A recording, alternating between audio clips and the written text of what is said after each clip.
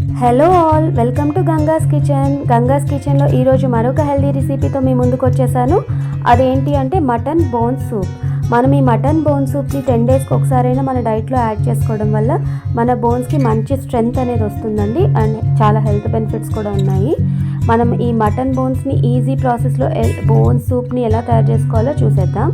దీనికి కావాల్సిన ఇంగ్రీడియంట్స్ అన్నీ కూడా ముందుగా మనం సిద్ధం చేసి పెట్టుకోవాలి.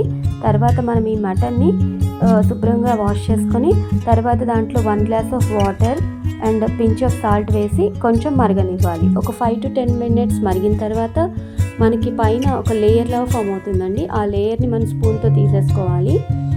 అది ఉంటే అంత టేస్ట్ అనేది అంత బాగోదు. సో మనం అదంతా కూడా తీసేసుకున్న తర్వాత మనం దాంట్లో ఇక్కడ చూపిస్తున్న ఇంగ్రీడియంట్స్ అన్నీ కూడా మనము మరుగుతున్నటువంటి మటన్ బోన్స్లో వేసేసేయాలి. వేసిన తర్వాత దానికి ఒక 1/2 గ్లాస్ వాటర్ని యాడ్ చేసుకోవాలి.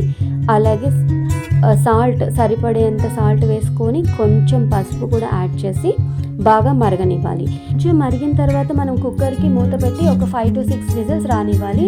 ఈలోపు మనం చిన్న కడాయి తీసుకొని 2 స్పూన్లు ఆయిల్ యాడ్ చేసి దాంట్లో చిన్న అల్లం ముక్క, వెల్లుల్లి రెబ్బలు, అలాగే కొంచెం కొత్తిమీర యాడ్ చేసి కొంచెం గోల్డెన్ బ్రౌన్ కలర్ వచ్చే వరకు వేయించుకోవాలి. వేయించుకున్నటువంటి ఈ మిశ్రమాన్ని మనం ఈ సూప్కి యాడ్ చేసుకోవాలి. అలాగే దీనికి కొంచెం కార్న్ఫ్లోర్, ఒక 1 స్పూన్ కార్న్ఫ్లోర్ని వాటర్లో కలిపి ఈ సూప్ థిక్నెస్ కోసం మనం దీంట్లో ఈ సూప్లో కలుపుతూ యాడ్ చేసుకోవాలి.